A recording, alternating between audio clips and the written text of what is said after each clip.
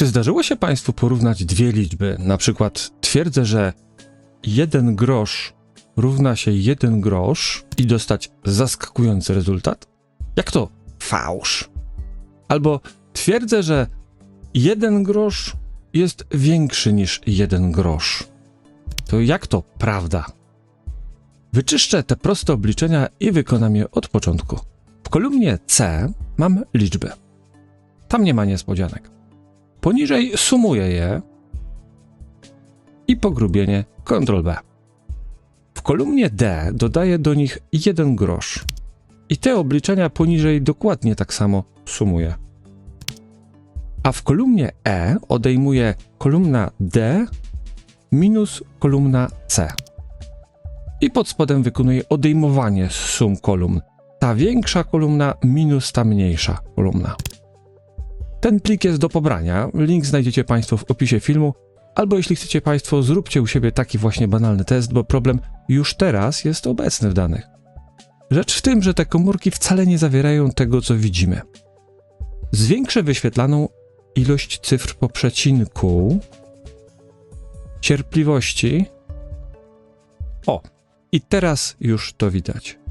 Miliony pytań bez odpowiedzi, ale skupię się na 3. Skąd to się bierze? Czy mnie to dotyczy? I jak sobie z tym poradzić?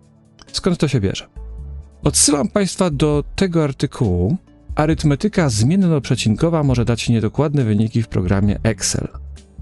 Dowiadujemy się tam, że Excel przechowuje ułamki zgodnie ze standardem IEEE 754, o którym też sobie można dalej doczytać na Wikipedii, a obydwa linki znajdziecie Państwo w opisie pod filmem. To znaczy Excel zmienia je na liczbę binarną, na ciąg zer i jedynek, które w przypadku liczb bardzo małych i bardzo dużych są obcinane na końcu.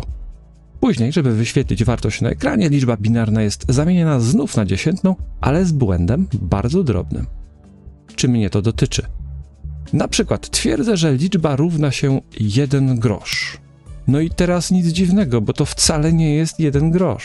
Przykład. Sumuję te 10 komórek i twierdzę, że ta suma równa się obliczeniu pod kolumną. Więc tak, bardzo nas to dotyczy, bo to są problemy na poziomie podstawowej arytmetyki i nie możemy zbudować nawet najprostszej funkcji warunkowej jak suma jeżeli, bo ona też nie zobaczy w tych komórkach wartości 1 grosz. I kolejny przykład. Narzucę formatowanie warunkowe. Reguła podświetli mniejsze niż 1 grosz. I z powrotem zmienię precyzję wyświetlania liczb do takiej, jakiej używalibyśmy na co dzień.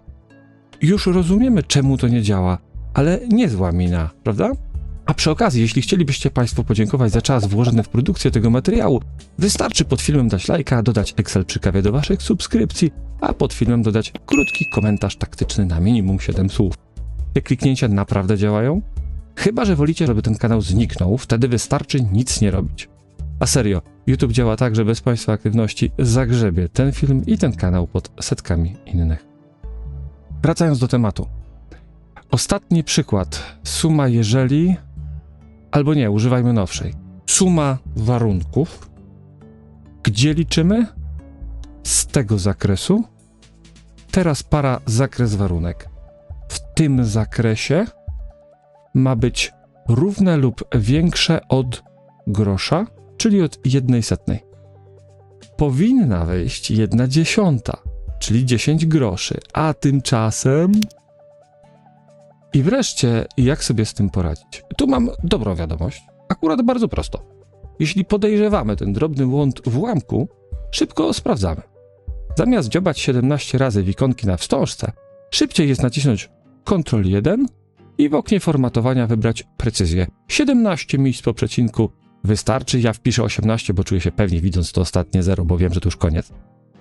Mając namierzoną tę operację, która daje błędny wynik, po prostu trzeba ją zaokrąglić. Mamy do wyboru wachlarz funkcji zaokrąglających, do parzystej, do nieparzystej, w górę, w dół, ale najczęściej użyjemy funkcji zaokr. Jak zaokrągl? Na pierwszym argumencie liczba, której chcemy uciąć za długi ogonek, a na długim argumencie ile liczb chcemy, żeby zostało po przecinku. Myślę o tych groszach, więc 2. i wszystko zaczyna działać jak powinno. Tego tematu nie pokazuję na kursach podstawowych i średnich, bo niepotrzebnie powodują dezorientację. A co Państwo na to? Dajcie znać. Jestem ciekaw, jak temat dokładności liczb wygląda w Waszej codziennej praktyce. Jeśli macie pytania, piszcie pod filmem, postaram się odpowiedzieć. A gdyby ktoś z Państwa chciałby powiedzieć większe dziękuję za wiedzę z tego filmu, to kawę zapracowanemu autorowi można postawić w Buy Coffee Tu. Link jest pod filmem. Nie trzeba zakładać konta. Blikiem zajmuje to 3 minuty.